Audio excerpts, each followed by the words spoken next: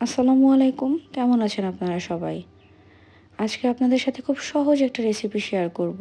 সেটা হলো বেগুনি। একেকজন মানুষ একেক রকমভাবে বেগুনি তৈরি করে। আর রমজান মাসে প্রতি ঘরে ঘরে বেগুনি তৈরি হয়। চলুন তাহলে দেখে আসি আমি কিভাবে বেগুনি তৈরি করি।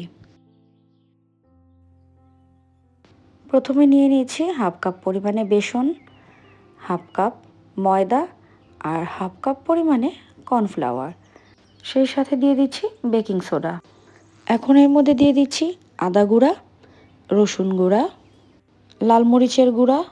এখন এর মধ্যে আরও দিয়ে দিব ধনিয়া গুঁড়া, জিরার গুঁড়া, গরম মশলা গুঁড়া, আস্ত কয়েকটা গোলমরিচ আর স্বাদ মতো লবণ। এখন সবগুলো উপকরণ খুব ভালোভাবে নেড়েচেড়ে মিশিয়ে নিব। তারপর পানি দিয়ে খুব সুন্দর একটা ব্যাটার তৈরি করে নিব। আমার ব্যাটারটা একদম পারফেক্ট হয়েছে। এখন আমি এটা ঢাকনা দিয়ে ঢেকে রেস্টে রেখে দিব ঘন্টাখানেকের মতো। এখন নিয়ে নিচ্ছি একটা বেগুন। বেগুনটাকে পছন্দ মতো সাইজ অনুযায়ী কেটে নিয়েছি। এখন স্লাইস করা বেগুনগুলো এক টুকরো করে নিয়ে বেসনের ব্যাটারটাতে ভালোভাবে মিশিয়ে ডুবো তেলে ভেজে নিতে হবে।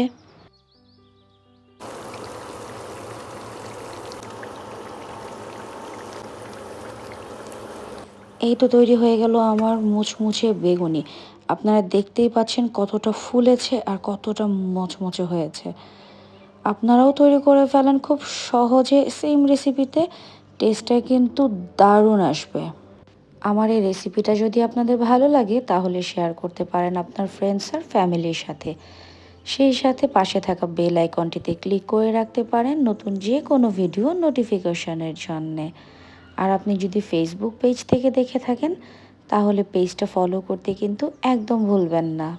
আজকের মতো এখানেই বিদায় নিচ্ছি। সবাই খুব ভালো থাকবেন। আল্লাহ হাফেজ।